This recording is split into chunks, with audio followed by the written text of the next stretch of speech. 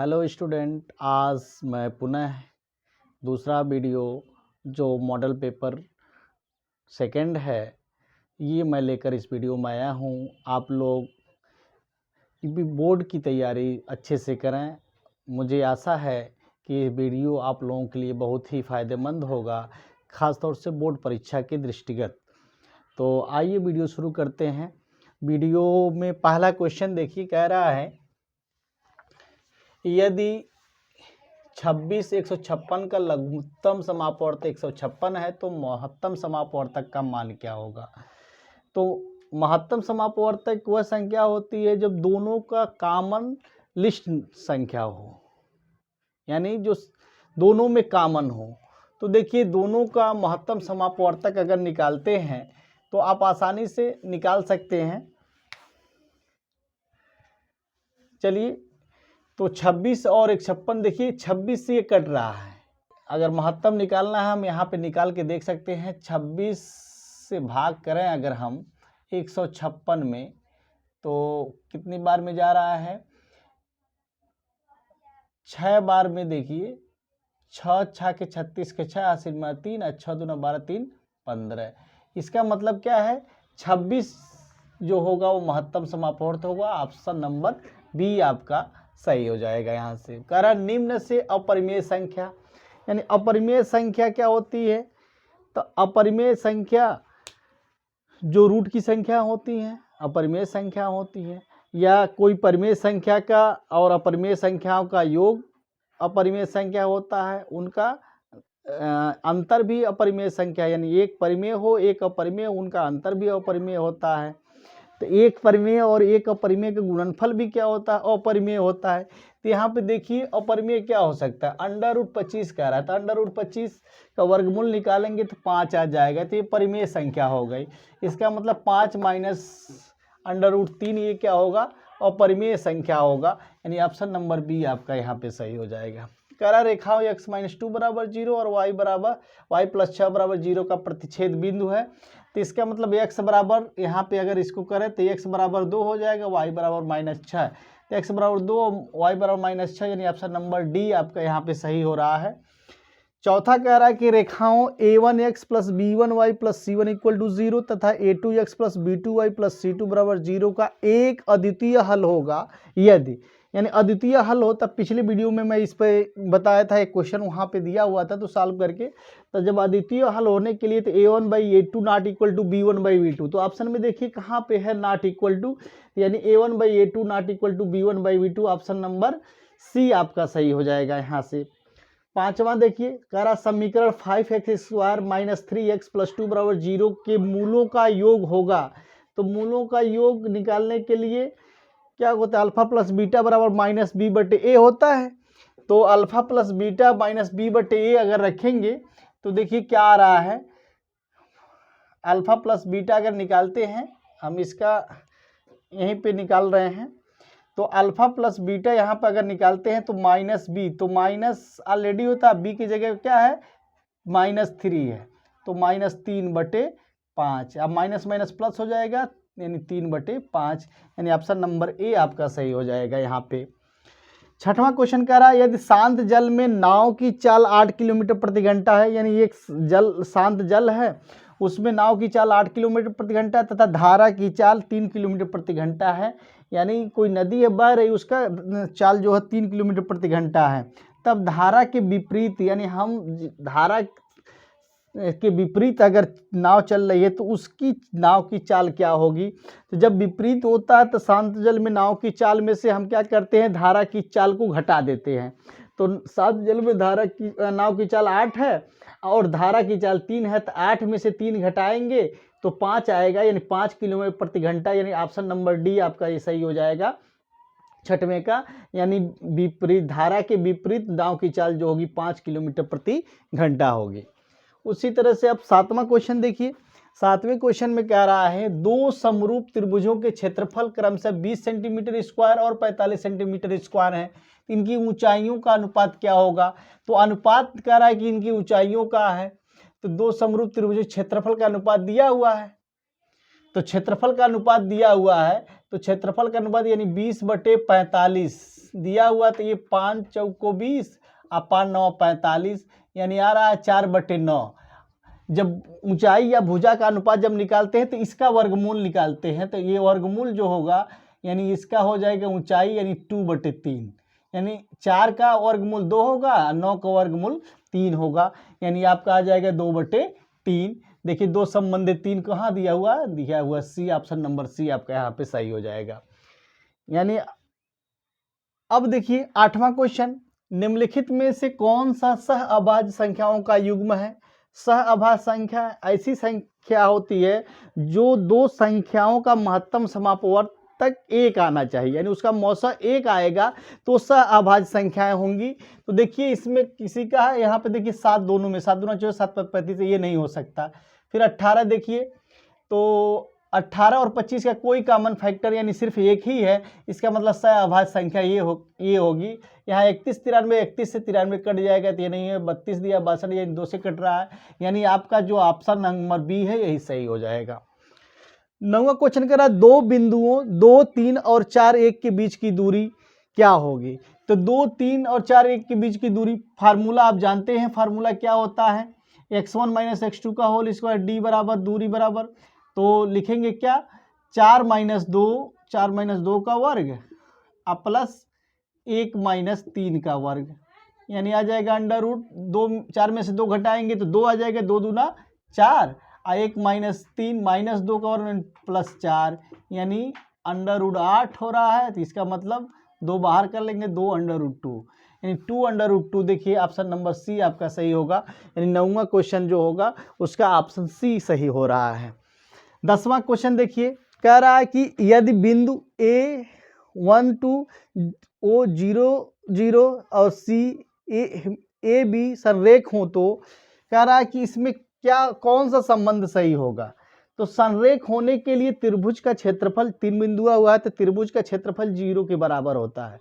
और त्रिभुज का क्षेत्रफल निकालने का फार्मूला आप जानते हैं, यहाँ अगर हम इसको ले लें x1 y1 और ये x2 y2 हो जाए और ये x3 y3 हो जाए, तो फार्मूला आप जानते हैं, फार्मूला होता क्या है, हम यहाँ पे फार्मूला लिख रहे हैं, होता है कि 1/2 यानी 0 के बराबर करेंगे तो x1 ब्रैकेट में y2 - y3 प्लस x2, फिर y3 - y1 plus x3 bracket में y1 - y2। इसी फार्मूले का यूज करेंगे आप, तो ये आपको मिल जाएगा क्या, ये 0 के बराबर कर लेंगे, यानी 0। तो x1 की जगह पे यहाँ पे क्या है 1 है, 1 रख लीजिए। y2 क्या है यहाँ पे, y2 0 है, y2 0 है तो 0 हो गया। y3 क्या है -b, y3 -b हो जाएगा, यानी -b यहाँ पे हो गया। प्लस x2 क्या है, ये भी 0 है तो ये पूरा 0 हो जाएगा, यहाँ पे सोचने की ही ज़रूरत नहीं है। x2 जैसे 0 हुआ पूरा 0 हो गया, छोड़ दीजिए। यहाँ पे x3 देखिए क्या है, a है तो x3 की जगह a, और y1 देखिए क्या है, y1 आपका है y1 2 है और y2 क्या है 0 है, यानी ये आपका हो गया इक्वल टू 0, यानी -b + 2a, यानी -b + 2a बराबर 0। इसका मतलब 2a बराबर b, यानी 2a बराबर b, ऑप्शन नंबर सी आपका सही हो रहा है। इस तरह से फार्मूला आप लगा लेंगे, यानी b बराबर 2a बराबर b, यानी ऑप्शन नंबर सी इस क्वेश्चन का सही होगा। 10वें का सी ऑप्शन सही है। उसके बाद देखिए 10वें का हो गया। 11वां क्वेश्चन देखिए, कह रहा बिंदु -4 0 4 0 और 0 3 शीर्ष हैं, यानी किसके शीर्ष हो सकते हैं। तो यानी बिंदु दिया है तो शीर्ष कह रहा है किसके हो सकते हैं, तो हम कह रहा है कि समकोण त्रिभुज हो सकता है, समद्विबाहु त्रिभुज हो सकता है, समबाहु त्रिभुज होता है, विषमबाहु त्रिभुज होता है। तो हम क्या करते हैं, एक आप x अक्ष और ये y अक्ष कर लीजिए। कह रहा है कि ये अब देखिए 4 0 x अक्ष पे जाएगा, यानी ये आपका मान लीजिए 4 0 है। यहाँ पे कह रहा है कि -4 0 माइनस की तरफ आ जाएगी, इधर आता है तो माइनस होता है, तो यहाँ मान लीजिए -4 4 0 है। और उसके बाद कह रहा है 0 3, यानी ये आपका y अक्ष पे होगा तो ये 0 3 आपका ये हो गया। तो यहाँ से इसको मिलाइए और यहाँ से यहाँ मिला लीजिए, तो देखिए क्या बन रहा है, ये दोनों आपस में बराबर हैं और ये आपका 8 यूनिट हो रहा है, ये आपका 3 है और ये भी आपका 3 यूनिट हो रहा है। इसका मतलब क्या होगा, समद्विबाहु त्रिभुज होगा। कौन सा त्रिभुज बन रहा है, समद्विबाहु त्रिभुज, या दो भुजाएं आपस में इसमें बराबर हो रही हैं। बी ऑप्शन इसका सही हो जाएगा। 12वां क्वेश्चन देखिए कह रहा है यदि साइन ए बराबर 4/5 है तो tan ए का मान है। तो साइन ए बराबर 4/5 त्रिभुज में आप रखेंगे, साइन ए बराबर 4/5 पाइथागोरस प्रमेय से साइन, अगर ये ए है, ए बी सी अगर करें तो साइन ए बराबर 4/5 यानी लंब बटे कर्ण होता है, यानी 4/5 होगा। तो आधार कितना होगा, तो कर्ण का वर्ग माइनस लंब का वर्ग है, 25 माइनस 16 9 आएगा, यानी उसका वर्गमूल क्या हो जाएगा 3, यानी ये आपका आ गया 3। तो कह रहा है कि tan ए का मान क्या हो जाएगी, तो tan ए बराबर क्या होता है, लंब बटे आधार, तो लंब बटे आधार 4/3, यानी ऑप्शन नंबर सी आपका यहाँ पे सही होगा, 4/3। उसके बाद दिया sign square theta plus 1/1 plus tan square theta का मान होगा।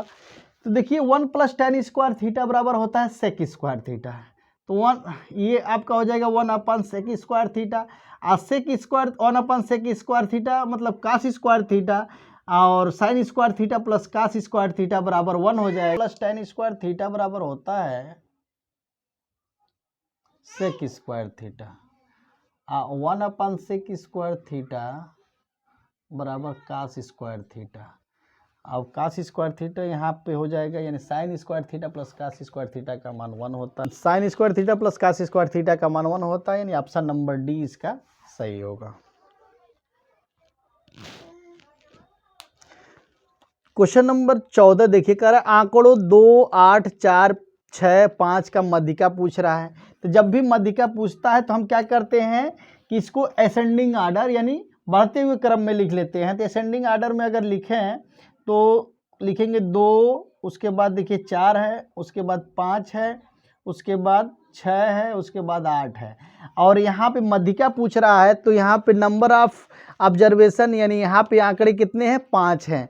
तो यह विषम संख्या है, तो विषम संख्या क्या होता है, यहाँ पे n बराबर 5 है और इस मध्यिका जो होती है n + 1/2 होती है, तो 5 यानी 2वां पद होता है।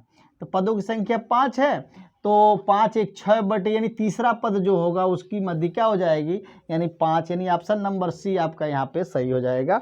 5 जो होगा वही आपका मध्यिका हो जाएगी। इसके बाद जो है देखिए यहाँ पे अब 15वां क्वेश्चन जो है हम देख रहे हैं।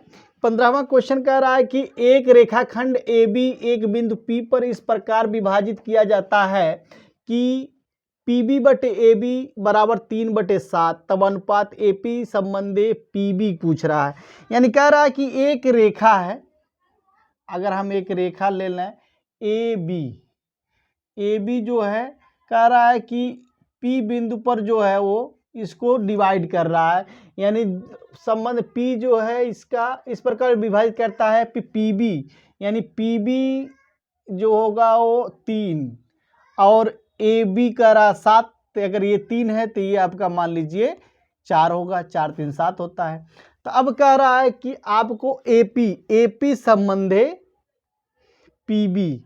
AP संबंधी PB है, तो 4 संबंधे सीधे सीधे आपका डी वाला ऑप्शन आपका यहाँ पे सही हो जाएगा, 4 संबंधे 3। उसके बाद 16वां कह रहा है कि एक वृत्त की परिधि 22 सेंटीमीटर है, इस वृत्त के चतुर्थांश का क्षेत्रफल। तो वृत्त की परिधि दिया हुआ है, तो इसका मतलब क्या है, वृत्त की परिधि दिया है तो उसका त्रिज्या निकाल लिया जाए। देखिए वृत्त की परिधि दिया है तो 2πr बराबर दिया हुआ है 22 सेंटीमीटर, तो यहाँ पे r बराबर क्या हो जाएगा 22/2 पाई का मान रखेंगे तो 22 और ऊपर जाएगा 7, तो 22 से 22 कटेगा यानी 7/2 हो गया। पूछ रहा है कि जो वृत्त है उसका चतुर्थांश, यानी ये पूरा जो वृत्त है अगर इसका हम 4 पार्ट डिवाइड करें तो एक पार्ट का क्षेत्रफल पूछ रहा है। तो पूरे वृत्त का क्षेत्रफल जो होता है πr² होता है, तो यहाँ पे हो जाएगा वृत्त के चतुर्थांश का जो क्षेत्रफल होगा तो 1/4 गुणे पाई आर स्क्वायर हो जाएगा। आर का मान दिया हुआ यहाँ पे, तो 1/4 गुणे 22/7 गुणे आर स्क्वायर का मतलब हो जाएगा 7/2 गुणे 7/2। तो देखिए एक साथ से एक साथ कैंसिल हो गया, 2 11 22 11 7 77, यानी 77/4 दूना 8 सेंटीमीटर स्क्वायर, यानी 77/8 सेंटीमीटर स्क्वायर। देखिए किसका दिया है, पहला ऑप्शन इसका क्या होगा, सही होगा, यानी 77/8 सेंटीमीटर स्क्वायर। 17वां क्वेश्चन देखिए कह रहा है कि एक वलय को निर्मित करने वाले दो संकेंद्रीय वृत्तों की परिधियां 88 सेंटीमीटर और 66 सेंटीमीटर है। वलय की चौड़ाई पूछ रहा है, यानी संकेंद्रीय वृत्त इस तरह से दिया हुआ है। परिधियां दिया हुआ है, मान लीजिए ये आपका सेंटर है और ये आपका, ये मान लीजिए कैपिटल आर है, ये स्मॉल आर है। तो यहाँ पे वही चीज़ है, 2 पाई कैपिटल आर बराबर दिया है 88 सेंटीमीटर। तो यहाँ पे आर बराबर क्या हो जाएगा, 88/2 गुणे 22 गुणे 7, तो हो जाएगा 22 चौको 88 या 2 दूना 4, मतलब 7 दूना 14 सेंटीमीटर यहाँ से आ गया। उसी तरह 2 पाई स्मॉल आर बराबर दिया हुआ है 66, तो यहाँ से लिख सकते हैं आपका आर बराबर 66/2 गुणे 22 गुणे 7, तो 22 3 66, यानी 21/2 आ गया आपका सेंटीमीटर। तो यहाँ 14 सेंटीमीटर है और 21/2 सेंटीमीटर। पूछा क्या है, वलय की चौड़ाई, यानी ये चौड़ाई क्या है।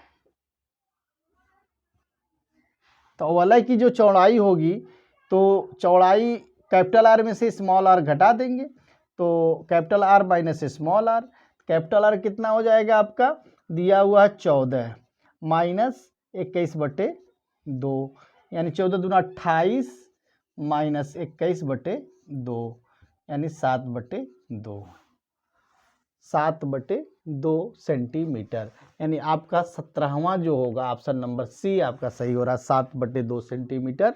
इस तरह से आपका ये 17 नंबर का क्वेश्चन समाप्त हुआ। 18वां क्वेश्चन देखिए, ये कह रहा है यदि कास थीटा बराबर साइन थीटा और थीटा का मान 90 अंश से छोटा और 0 या 0 से बड़ा होगा, तो कोट थीटा बराबर है, किससे बराबर है, तो कास थीटा बराबर साइन थीटा दिया है। क्या दिया है, यहाँ पे हम देखते हैं, कास थीटा बराबर दिया है साइन थीटा, तो यहाँ से सिंपल साइन थीटा से भाग करिए, तो यानी कास थीटा बटे साइन थीटा बराबर 1 हो गया, यानी कास थीटा बटे साइन थीटा मतलब काट थीटा बराबर 1। और थीटा किसका मान काट में 1 होता है, यानी 45 में होता है, यानी काट थीटा बराबर काट 45 डिग्री, यानी थीटा बराबर 45 डिग्री, यानी ऑप्शन नंबर आपका बी इसका सही होगा। 18वें में ऑप्शन नंबर बी आपका सही हो जाएगा। उसी तरह से 19 का देखिए, किसी बेलन का आयतन होता है, बहुत आसान फार्मूला ही पूछे, तो बेलन का आयतन पाई आर स्क्वायर एच होता है, तो फार्मूला याद आप तुरंत कर लेंगे इसका। 20वां क्वेश्चन कह रहा है कि 1 से 9 तक की प्राकृतिक संख्याओं का माध्य होगा, यानी अब समांतर माध्य पूछ रहा है। तो होता क्या है, प्राकृतिक संख्या है तो सब इसका माध्य जो होता है n+1/2, यानी प्राकृतिक संख्याओं का माध्य जो होता है n+1/2 होता है। तो यहाँ पे संख्या कितनी हो रही, 9 हो रही, 1 से 9 तक का पूछा है, तो 9 + 1/2, यानी 10/2 मतलब 5, यानी आपका जो समांतर माध्य आ जाएगा वो क्या आ जाएगा, 5 होगा। ऑप्शन नंबर बी यहाँ पे सही होता है। आप याद रखें, प्राकृतिक संख्याओं का समांतर माध्य n+1/2 होता है, तो इससे ये फार्मूले पर रख लेंगे। कुल संख्या 1 से 9 पूछा है तो 9 होगा, और 9 + 1 10, 10/2 यानी 5, यानी 5। इस तरह से आपका 5 जो होगा इसका माध्य हो जाएगा। इस तरह से आपके 20 क्वेश्चन इस वीडियो में कंप्लीट हुए, यानी आपका मॉडल पेपर का फर्स्ट पार्ट जो ऑब्जेक्टिव होगा, जो आपके लिए टाइम टेकन होगा, उसके हम इस तरह से सीरीज में ला रहा हूँ। कम से कम इस पे 8-10 वीडियो आपको दूंगा। आप इसको देखें, पढ़ें और समझें और अच्छे से क्वेश्चन करने का प्रयास करें। फार्मूले, जितने भी मैथमेटिक्स के फार्मूले हैं उसको याद कर जाएं। बेसिक जो चीज़ें हैं उसको आप ध्यान रखें, जो छोड़ देते हैं उनको पढ़ें, और बेहतर से जब पढ़ेंगे तो छोटे क्वेश्चन आसानी से हो जाएंगे।